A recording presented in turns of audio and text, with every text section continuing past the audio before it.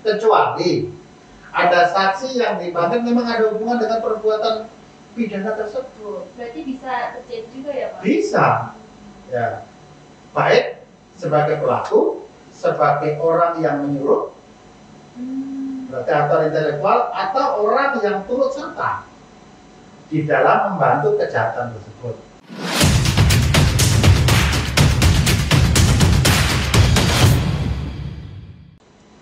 Assalamualaikum warahmatullahi wabarakatuh. Salam Pendekar Banten. Halo Sobat Pendekar, welcome back to our channel. Kembali lagi bersama saya Bribtu Sabrina di Pendekar Banten Podcast. Jangan lupa like, share, dan subscribe channel kita biar gak ketinggalan update video berikutnya. Nah Sobat Pendekar, udah ada yang pernah belum menerima surat panggilan dari penyidik kepolisian? Apalagi dalam surat panggilan tersebut kita dipanggil sebagai saksi dalam perkara pidana. Wah, serem ya pasti. Banyak yang gelisah, mungkin cemas, atau ada rasa ketakutan, atau malah kabur. Jangan sampai ya. Nah, untuk lebih jelasnya, bagaimana sih kedudukan saksi dalam hukum pidana? Apa yang harus dilakukan ketika kita dipanggil sebagai saksi?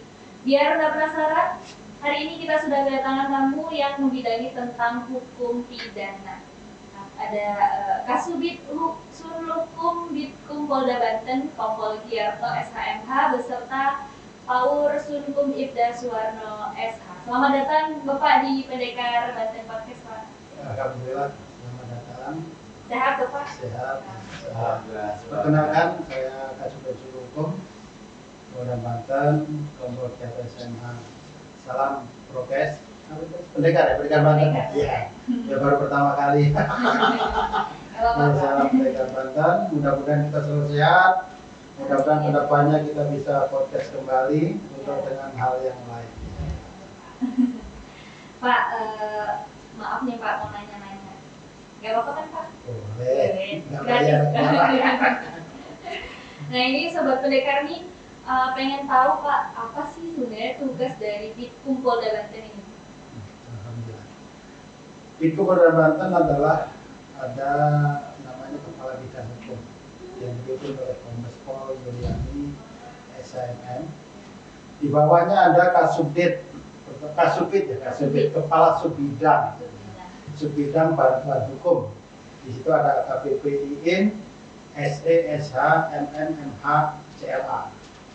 Tugasnya adalah yang pertama melaksanakan bantuan hukum apabila ada anggota yang perlu bantuan hukum. Yang kedua, sebagai pengacara nih. Pengacara? Iya, pengacara di pengadilan apabila ada pra-peradilan. Oh, gitu. Ya, pra-peradilan, baik di Polres, di Polsek, seluruh Polda Banten. Apabila ada pra-peradilan, kita sebagai pengacaranya, mewakili Polda Banten untuk membela perkara-perkara yang diduga atau dilaporkan di pra-peradilan oleh pihak-pihak korban atau pengacara yang ada. Itu pun juga kita melaksanakan dengan baik. Kemudian yang kedua terkait dengan perlindungan hukum.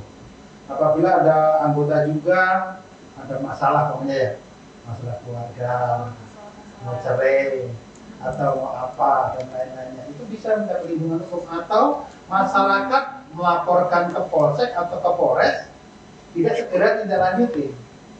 Itu bisa minta perlindungan hukum ke Bitkum Polda Banten, jadi kepada Kapolda, UPI Kabitkum, nanti bisa itu Untuk anggota aja ya Pak ya? Ya, masyarakat bisa. Oh, masyarakat juga bisa? Masyarakat bisa. Kemudian juga kalau ada sidang PT UN terkait dengan petun, kita juga melaksanakan itu dari sudut Banten. Kemudian membuat saran pendapat hukum, ada gelar perkara yang ditangani oleh Krimsus, Krimum, dan lain-lainnya. Kita menggelar perkara. Kemudian gelar perkara itu sampai Polres. Iya, kita diundang dari sudut Banten. Itu yang sekilas saja untuk Banten. Kemudian untuk Sunlukum hukum itu namanya Subbit Sunlukum. Penyusunan penyuluhan hukum. Itu terkait dengan penyuluhan hukum kita membuat persiapan penyuluhan. Yang kemarin ngetren ada Restoratif Justice, ada Perka, Perpol, dan lain-lainnya kepada jajaran terkait dengan asistensi bagaimana penerapan hukum yang benar. bagiannya melakukan perkap yang baik dan lain-lainnya. Kemudian kita ada kaur. Saya sebetulnya punya kaur, namanya kaur kermalem. Kaur kermalem. Ya, bukan kerja malam-malam. Apa dong Pak? Kermalem itu kerja antar lembaga. Oh, kerja. Kami sudah koordinasi dengan Kabiro Hukum Provinsi Banten. Ya, terkait dengan sosialisasi, terkait dengan perlindungan hukum dan lain-lainnya. Bahkan kami pun juga tadi sudah koordinasi dengan kabak hukum jajaran juga kabupaten, kota, dan kami rencananya hari Kamis akan sowan ke wali kota Serang untuk merapatkan tadi itu kerjasama antar lembaga tadi. Kemarin nyusun draft juga MOU terkait kita nih ada namanya penyusunan legal draft. Kalau ada MOU pokoknya kemarin dari Kementerian Hukum dan HAM terkait dengan pemberantasan narkoba di lapas. Kita nyusun draft itu, draft MOU terkait itu. Iya, ini kok draft kita tim Pokja namanya. Kita nyusun legal draft. Karena Mbak Sabrina juga kemarin kan. Iya. Kemudian juga ke Dinas Kesehatan juga. Kemarin terakhir ke PRI, Perhimpunan Hotel dan Restoran Indonesia. Jadi sangat banyak, sangat kompleks terkait dengan tugas kita ini tidak akan sebutkan karena waktu terbatas dan nanti pun akan kita sambung pada kesempatan yang sama gitu Mas Alina. Iya Bapak, kan langsung aja ya Pak ya, tema hari ini kan membahas tentang kedudukan saksi dalam hukum. Nah, sebelum ke sana nih Pak, sebenarnya saksi itu pengertiannya apa Pak? Saksi itu adalah orang ya yang dapat memberikan keterangan. Gunanya apa? Untuk kepentingan penyidikan, penuntutan dan peradilan tentang suatu perkara pidana yang ia dengar sendiri, ia lihat sendiri, ia alami sendiri. Berarti pada saat ada kejadian tindak pidana itu mendengar, melihat, merasakan atau mengalami sendiri, itu saksi. Jadi nggak kata orang gitu ya Pak ya? Bukan, kalau kata orang berarti apa namanya ya? Isu. Jadi dia ada yang mengalami sendiri, biar paling nanti kan dalam proses saksi itu nanti akan ada namanya konfrontir, ada namanya rekonstruksi. Ya kalau nanti saksi ngarang-ngarang dalam rekonstruksi nggak nyambung. Ketahuan bahwa itu saya bohong. Iya. Percuma ya Pak. Iya percuma. Nah terus kalau misalnya pas lagi ini Pak, penyidik ini sangat perlu nggak sih menghadirkan saksi untuk diminta keterangan? Wajib banget ya berarti? Sangat perlu. Sangat perlu. Bisa wajib itu, wajib. Karena penyidik itu menghadirkan saksi diminta keterangan guna apa? Untuk membuat terang. Ya. Biar terang peristiwa tersebut untuk melengkapi apa? Melengkapi proses penyidikan. Terus proses pemanggilan saksi ini yang baik dan benar ini seperti apa Pak?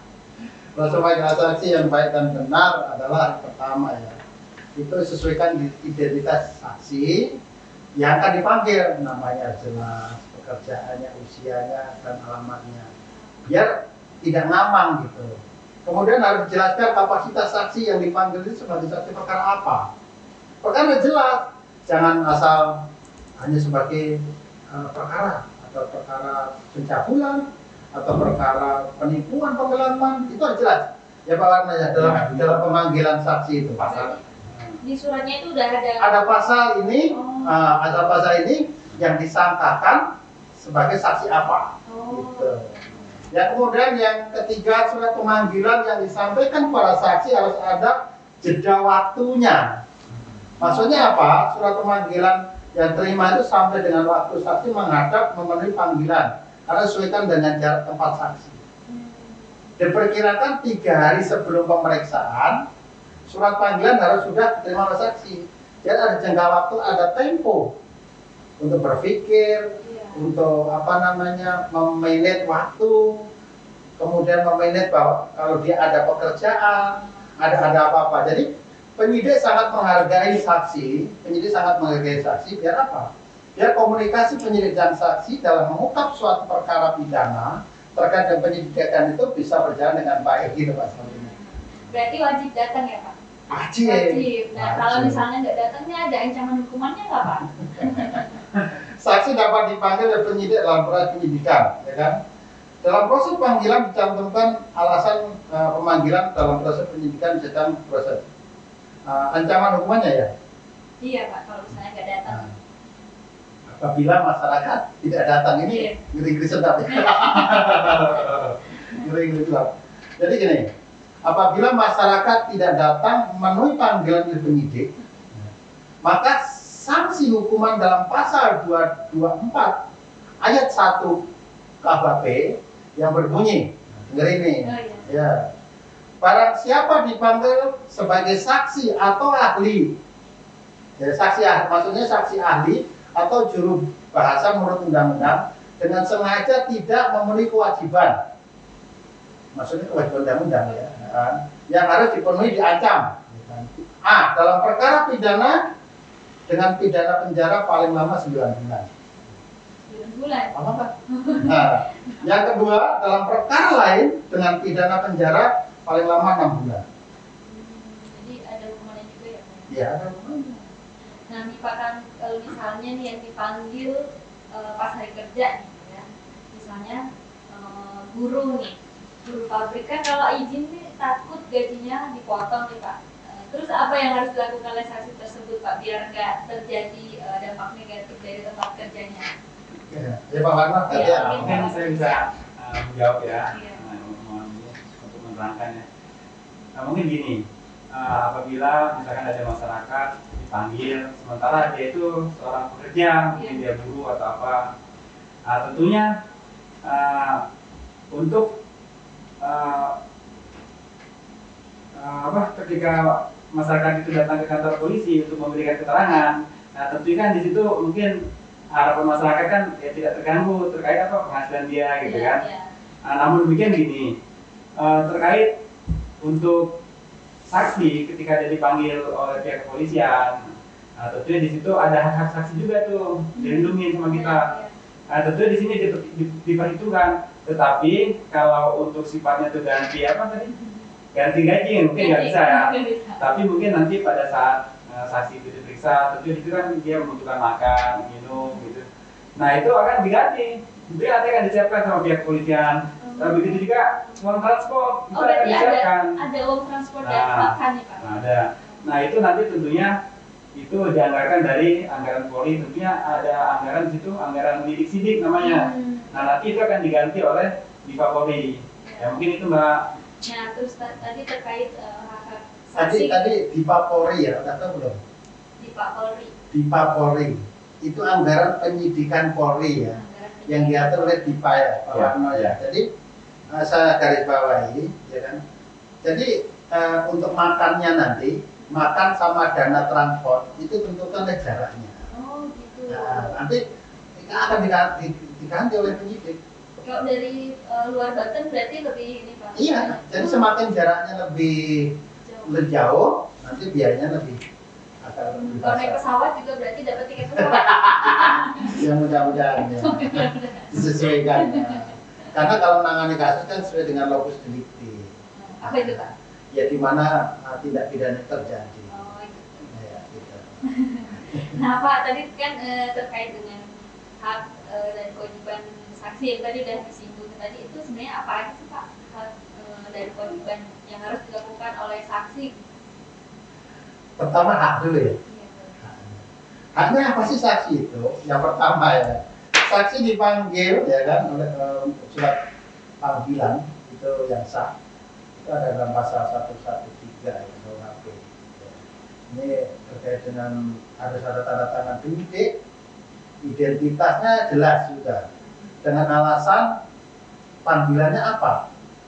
Dia nanti sebagai saksi tidak gampang dia untuk akan datang. Kemudian haknya ada berhak memberikan keterangan tanpa ada tekanan. Jadi mengalir. Tanpa ada tekanan dari siapapun dalam bentuk apapun. Ini diatur dalam pasal 117 ayat 1 KUHP. Yang ketiga, berhak juru bahasa jika saksi tidak paham. Tahu nggak maksudnya? Kalau saksi tidak paham, dia boleh memakai juru bahasa.